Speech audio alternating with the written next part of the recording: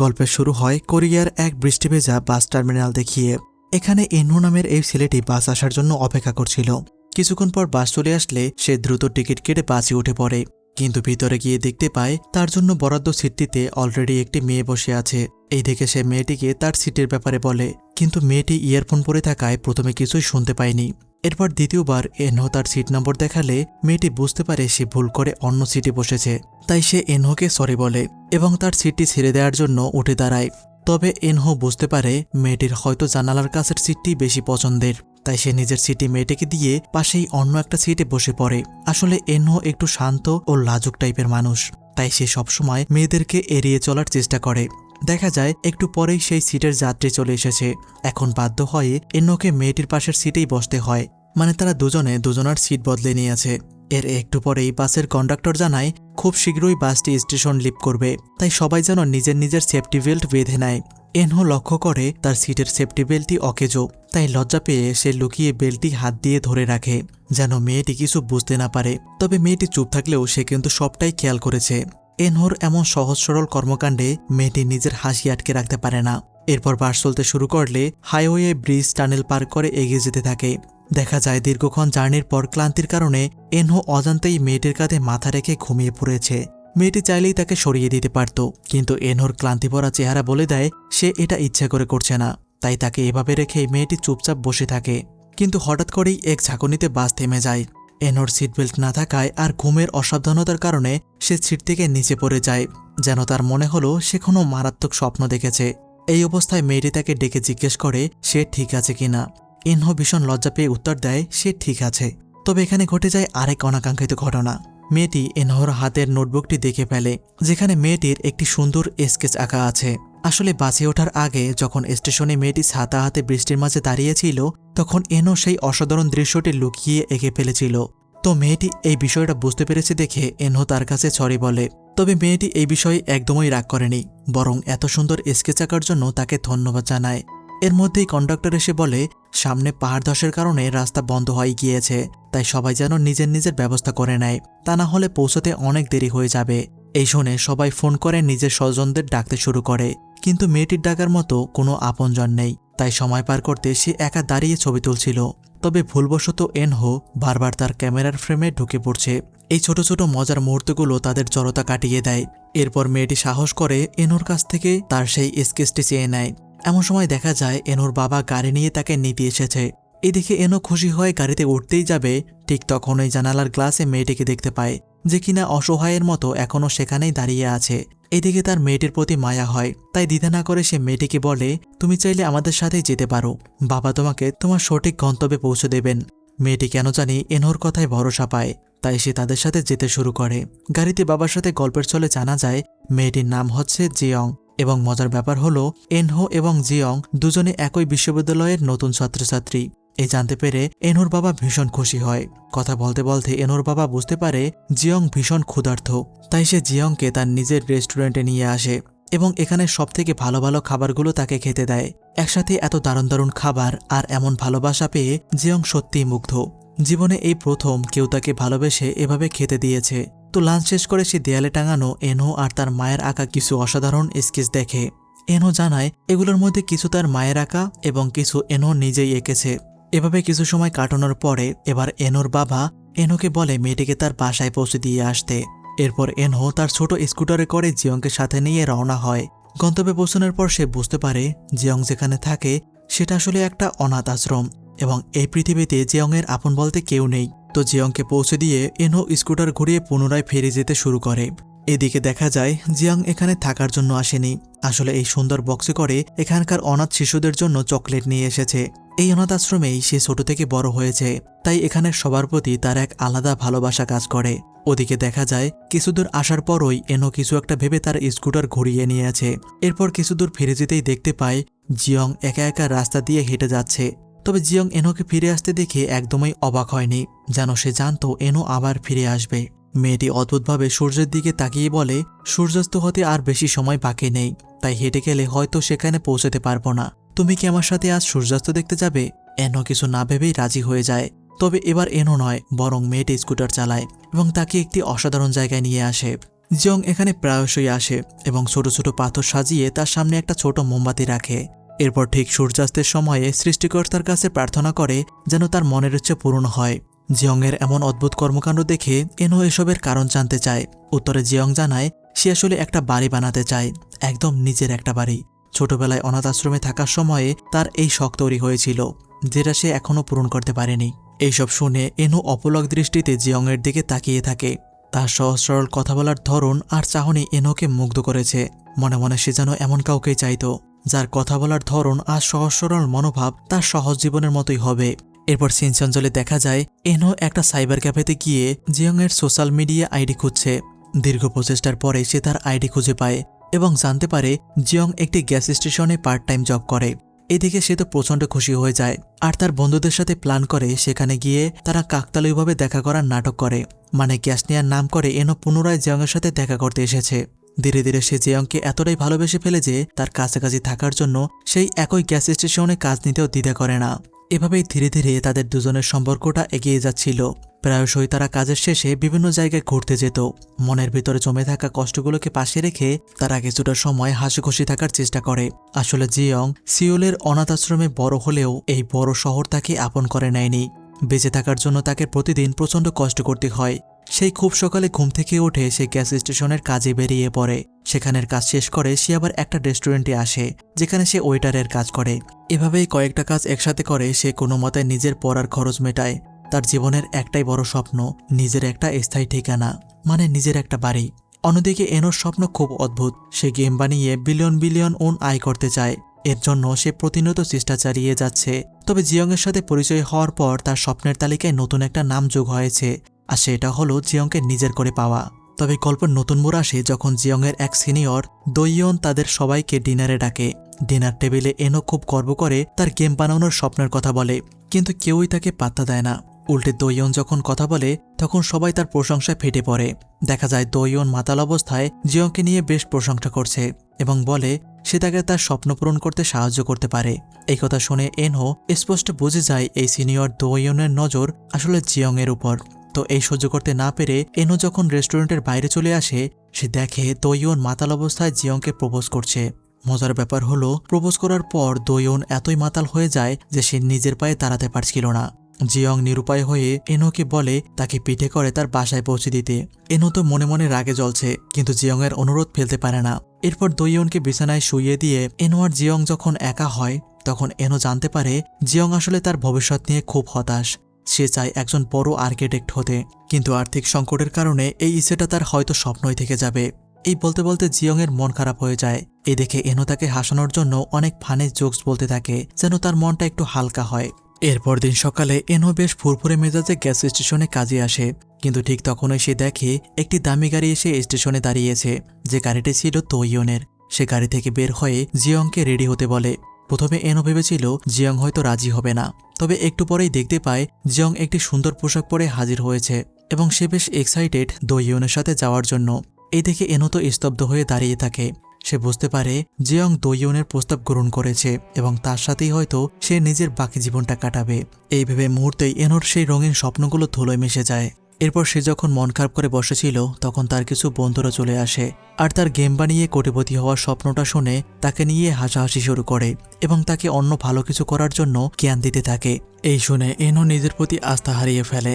একদিকে কেরিয়ারের অনিশ্চয়তা, অন্যদিকে জিয়ংয়ের পর হয়ে যাওয়া, সবকিছু মিলিয়ে এনো যেন এক গভীর অন্ধকারে ডুবে যাচ্ছিল। ঠিক তখনই জিয়ংয়ের একটা ফোন কল সবকিছু বদলে দেয়। এনহো দৌড়ে এসে দেখে জিয়ং সুটকেস হাতে দাঁড়িয়ে আছে। জানায় সে নাকি দইয়নের সাথে সম্পর্ক ভেঙে চলে এসেছে এবং তার এখন থাকার মতো তেমন কোনো বাসাও নেই। এই শুনে এনহো তাকে নিজের বাসায় নিয়ে আসে। গল্প করতে করতে জিয়ং জানায় আসলে দইয়নের মা জিয়ংয়ের অনাথ হওয়ার পরিচয়টা একদমই মেনে নিতে পারেনি এবং সবচেয়ে কষ্টের বিষয় ছিল যখন দইয়নের মা তাকে অপমান করছিল তখন দইয়ন পাশে দাঁড়িয়ে থাকা সত্ত্বেও একটা শব্দও উচ্চারণ করেনি। দইয়নের এই কাপুরুষতা সহ্য করতে না পেরে সে বেরিয়ে এসেছে। তবে সে এখন আর তার আগের বাসায়ও ফিরে যেতে চায় না। সেখানের রুমটা এতটাই ছোট যেখানে থাকার মতো পর্যাপ্ত আলো বাতাস নেই, এমনকি তাকে একটুখানি জায়গার মধ্যেই সবকিছু সামলে নিতে হয়, আর ভাড়াও তুলনামূলক বেশি। এই শুনে এনহো বুদ্ধি করে তাকে এখানেই থাকার জন্য বলে।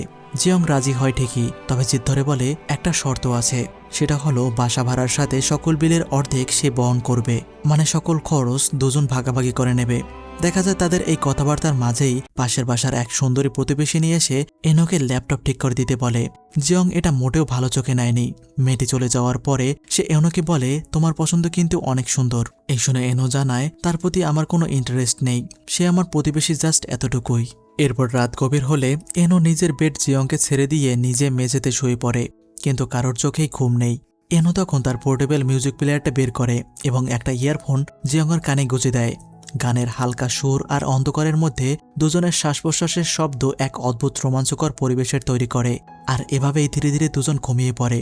তবে গভীর রাতে এনো ওয়াশরুম থেকে ফিরে ভুল করে নিজের বিছানা ভেবে জিয়ংয়ের পাশে শুয়ে পড়ে। একই সময় আবার জিয়ং এনোকে বালিশ মনে করে জড়িয়ে ধরে। এবার এনো জেগে উঠলে দেখতে পায় সে আসলে মেঝেতে নয়, বরং ভুল করে জিয়ংয়ের বেডে শুয়ে পড়েছে। এই অবস্থায় সে কোনো রকমে নিজেকে বেড থেকে নিচে নামিয়ে আনে, যেটা বেশ ফানি একটা মোমেন্ট ছিল।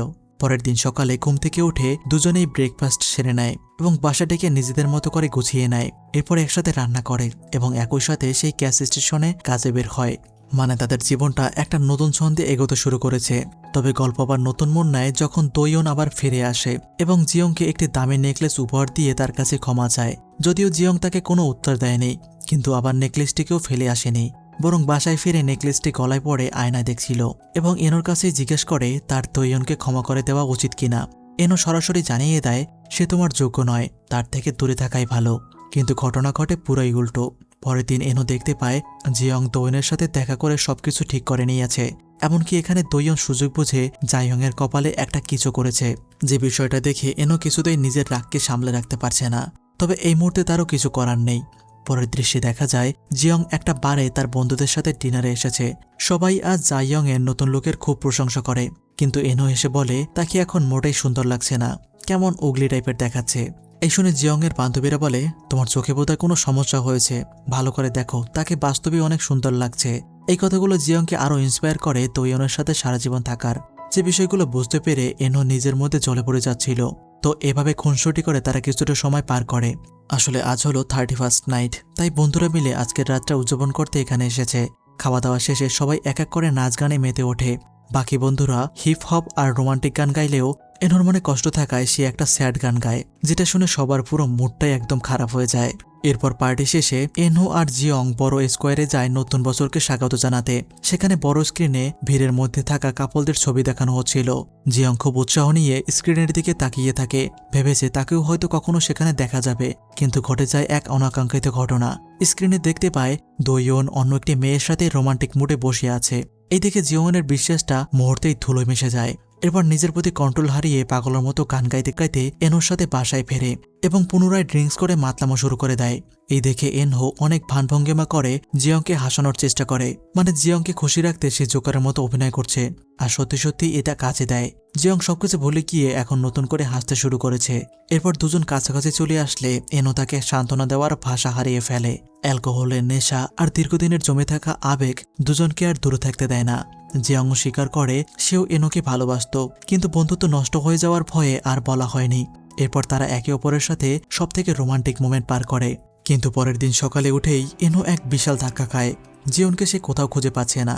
তার ফোন সুইচ অফ, সে কাজের জায়গায় নেই, এমনকি ইউনিভার্সিটিতেও নেই।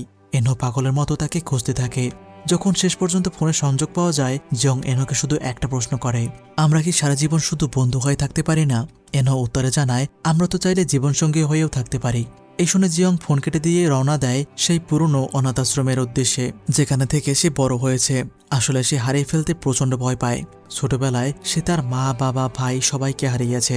তার কাছে এখন পরিবার মানেই হারিয়ে যাওয়া, আর সে চায় না এনো তার জীবন থেকে কোনোদিন হারিয়ে যাক।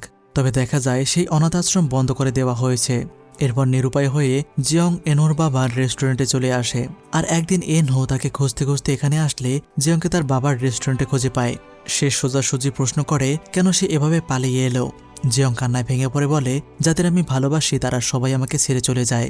আমি তোমাকে কখনো হারাতে চাই না, তাই আমার ইচ্ছে আমরা বন্ধু হয়ে সারাটা জীবন পার করে দেব। এই শুনে এনহো তার হাত শক্ত করে ধরে কথা দেয়, আমি কোনোদিন তোমাকে ছেড়ে যাব না, চলো আমরা নতুন করে নিজেদের জীবন গড়ি। এই ঘটনার পরে শুরু হয় তাদের জীবনের শ্রেষ্ঠ 2 বছর। ইউনিভার্সিটির ক্যাম্পাস থেকে শুরু করে রাস্তার মোড়, সবখানে চলতে থাকে তাদের দুজনের হাসি আর আড্ডা।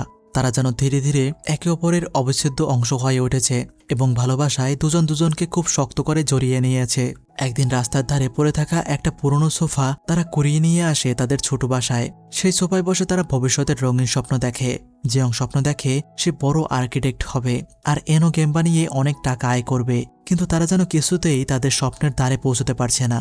এনহোর ডিজাইন করা গেম একটার পর একটা কোম্পানি রিজেক্ট করে দেয়। এতে এনহো ধীরে ধীরে হতাশায় কাবু হয়ে যাচ্ছে। এদিকে এরই মাঝে আবার এনহোর বাবা অসুস্থ হয়ে পড়েন। ডাক্তার জানায় তার বাবার ডায়াবেটিস আর ক্যাটারাক্ট হয়েছে, যা তাকে ধীরে ধীরে অন্ধত্বের দিকে নিয়ে যাচ্ছে। হঠাৎ করে পাহাড় সমান অভাব আর দায়িত্ব তাদের কাঁধে এসে পড়ে। জিয়ং চায় তার আর্কিটেক্ট হওয়ার পড়াশোনা ছেড়ে দিয়ে কাজ করতে, যাতে বাবার চিকিৎসা করানো সম্ভব হয়। অন্যদিকে এনহো চায় না জিয়ংয়ের স্বপ্ন এভাবে নষ্ট হোক, তাই সে নিজের গেম বানানোর স্বপ্ন বিসর্জন দিয়ে একটি ছোট অ্যাড এজেন্সিতে চাকরি নেয়। চাকরির প্রথম দিন এনোর মাউসপ্যাডের নিচে একটি চিরকুট পায়, যেখানে লেখা ছিল পালিয়ে বাঁচো, মানে এই কোম্পানিতে চাকরি না করতে বলে। আর এই চিরকুটটা লুকিয়ে রেখেছিল এই পোস্টে জব করা পূর্বের লোকটি। এনো সেটাকে রসিকতা ভেবে এড়িয়ে যায়, কিন্তু সে জানতো না সামনে কতটা অমানসিক পরিশ্রম আর অপমান তার জন্য অপেক্ষা করছে। এদিকে জিয়ংও একটি রিয়েল এস্টেট কোম্পানিতে কাজ শুরু করে। তারা এখন দুজনেই লড়ে চলেছে নিজেদের জীবনকে টিকিয়ে রাখার সংগ্রামে, কিন্তু জীবন যেন তাদের শ্বাস নেওয়ার জায়গাটুকু কেড়ে নিচ্ছে। আসলে এটা সত্যি, অভাব যখন দরজায় এসে দাঁড়ায়, ভালোবাসা তখন জানালা দিয়ে পালিয়ে যাওয়ার পথ খোঁজে। এনো আর জিয়ং এখন এতটাই ক্লান্ত যে দিন শেষে একে অপরের সাথে কথা বলার শক্তিটুকুও তাদের থাকে না। সারাদিন হাড়ভাঙা খাটনি শেষে জিয়ং যখন সোফায় ঘুমিয়ে পড়ে, এনো তার ফাটা গোড়ালি দেখে ভিতর থেকে ভেঙে পড়ে। ঠিক সেই সময়ে জিয়ংয়ের ফোনে সেই পুরনো প্রেমিক দোইয়নের মেসেজ আসে। সে জিয়ংকে তার বাবার কোম্পানিতে চাকরির অফার দেয়। এনো মেসেজটা দেখলেও কিছুই বলে না, শুধু এক বুক কষ্ট নিয়ে ফোনটা আগের জায়গায় রেখে দেয়। কারো প্রতি রাগ করাও যেন তার জীবনে এখন নিষিদ্ধ হয়ে দাঁড়িয়েছে। দেখা যায় বাসা ভাড়া বেড়ে যাওয়ায় তাদের এই রুমটিকে ছেড়ে দিতে হয়েছে। এবার তারা যে নতুন বাসায় ওঠে, তার দরজা এতটাই সরু যে তাদের ভালোবাসার সাক্ষী সেই পুরনো সোফাটা ভেতরে ঢোকানো যায় না। টানাটানি করতে গিয়ে এক পর্যায়ে জিয়ংয়ের আঙুল কেটে রক্ত বের হয়। শেষ পর্যন্ত নিরুপায় হয়ে তারা সেই প্রিয় সোফাটি রাস্তার ধারেই ফেলে দিতে বাধ্য হয়, যেখান থেকে তারা এটাকে নিয়ে গিয়েছিল। আর ধীরে ধীরে সোফাটি এখানে থেকেই নষ্ট হয়ে যেতে শুরু করে এবং একদিন শহরের নোংরা পরিষ্কার করার ট্রাক এসে সোফাটি নিয়ে যায়। এদিকে দেখা যায় এনহোর অফিসের বস তাকে কুকুরের মতো খাটাচ্ছে। এই অফিসের বস এতটাই জঘন্য যে কিনা সাধারণ একটু ভুলের জন্য কর্মীদের উপর হাত তুলতে দ্বিধা করে না। কিন্তু এনো জিয়ংকে কিছু বুঝতে দেয় না, নীরবে সে চুপচাপ সবকিছু সহ্য করে নেয়। একদিন এনোর বাবার জন্মদিন উপলক্ষে তারা গ্রামে যায় সেই রেস্টুরেন্টে, কিন্তু এনোর পকেটে একটা টাকাও নেই। তাই সে তার পুরনো বন্ধুর কাছে কিছু টাকা ধার চায়, কিন্তু বন্ধুটি নিষ্ঠুরভাবে তাকে ফিরিয়ে দেয়, বলে সে নিজেই খুব খারাপ পরিস্থিতির মধ্য দিয়ে যাচ্ছে। এরপর দুজন তার বাবার সাথে দেখা করলে বাবা তাদের দুজনের বিয়ের কথা তোলে। এনো তাকে বারবার এই ব্যাপারে কথা বলতে নিষেধ করলেও তার বাবা তাকে বিয়ে করার জন্য জোর করতে থাকে। আসলে এনোর বাবা জানতো না তারা দুজন কতটা খারাপ সময়ের মধ্যে দিয়ে যাচ্ছে। বিয়েতে খরচ করার মতো টাকা তো দূরে থাক, বাসা ভাড়া দেওয়ার মতো যথেষ্ট টাকা পয়সাও তাদের এখন নেই। তো বাবার এইসব কথা বারবার শুনতে শুনতে এনো প্রচণ্ড রেগে গিয়ে ডিনার টেবিল তছনছ করে ফেলে। জিয়ং এই প্রথম এনোর এমন রুদ্রমূর্তি দেখে স্তব্ধ হয়ে যায়। এরপর ফেরার পথে তারা সেই পুরনো বাসে ফেরে, যে বাসে তাদের প্রথম দেখা হয়েছিল। কিন্তু আজ আর সেই রোমান্টিক পরিবেশ নেই, আর না আছে একে অপরের প্রতি ভালো লাগা, আছে শুধু একরাশ তিক্ততা। জিয়ং আর এইসব সহ্য করতে না পেরে এনোকে বলে, তুমি এই চাকরি ছেড়ে গেম বানানোতে ফিরে যাও। কিন্তু এনো পাল্টা প্রশ্ন করে, আমি না হয় চাকরিতে ফিরলাম, কিন্তু তুমি কি তোমার আর্কিটেক্ট হওয়ার স্বপ্নটা ফিরে পাবে?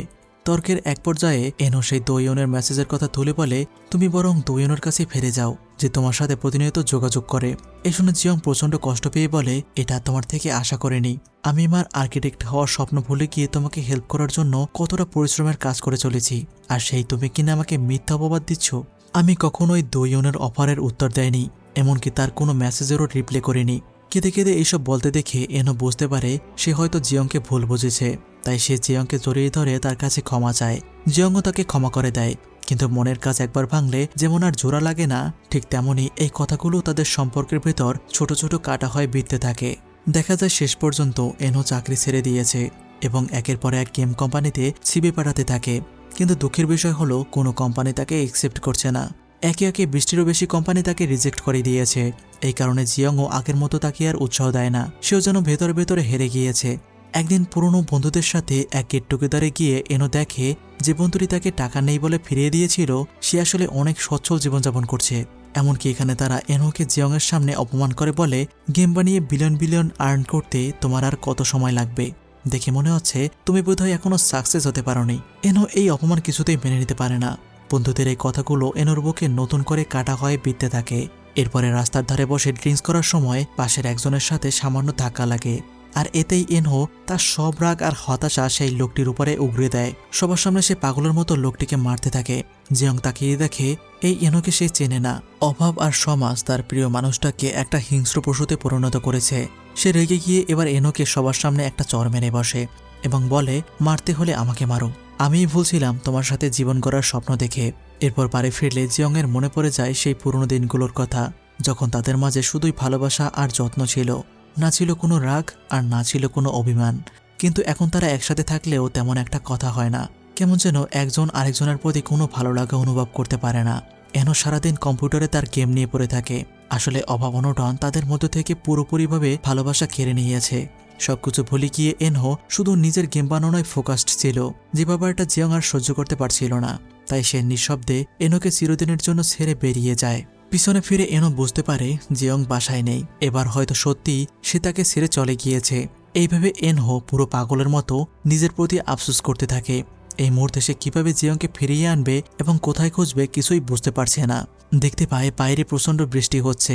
বৃষ্টি থেকে রক্ষা পেতে সে ছাতা নিয়েছে ঠিকই, কিন্তু জিয়ংকে খুঁজে না পাওয়ার হতাশায় ছাতাটা খোলার কথা তার খেয়ালই ছিল না। পুরো উন্মাদের মতো সে জিয়ংকে খুঁজতে থাকে, কিন্তু কোথাও জিয়ংয়ের দেখা মেলেনি। তবে এক পর্যায়ে ট্রেন স্টেশনে এসে দেখতে পায় জিয়ং ইতিমধ্যেই ট্রেনে উঠে পড়েছে। তার চোখে মুখে হতাশার ছাপ স্পষ্ট বোঝা যাচ্ছে। এনহো বুঝতে পারছে না কি বলে সে জিয়ংকে আবার ফিরিয়ে নেবে, কারণ তাকে ভালো রাখার কোনো যোগ্যতা তার এখনও হয়ে ওঠেনি। ভিতরের ভাবা কষ্টগুলো চেপে রেখে সে চুপচাপ ট্রেনের দরজার দিকে তাকিয়ে থাকে। আর ধীরে ধীরে জিয়ং তার থেকে দূরে চলে যায়। এনহোর বুকটা কষ্টে যেন ফেটে যাচ্ছিল। ফাঁকা স্টেশনে সেই বন্ধ ছাতাটা নিয়েই সে একা দাঁড়িয়ে থাকে। আজ তার কাছে ভালোবাসা মানে এক মলিন দুঃস্বপ্নের মতো। এভাবেই গল্প এগিয়ে যেতে থাকে। জিয়ং চলে যাওয়ার পর এনহো যেন এক জ্যান্ত লাশে পরিণত হয়েছে, কিন্তু সে হার মানেনি। তার ফেলে রাখা গেমের প্রজেক্ট নিয়ে আবারও কাজ শুরু করে।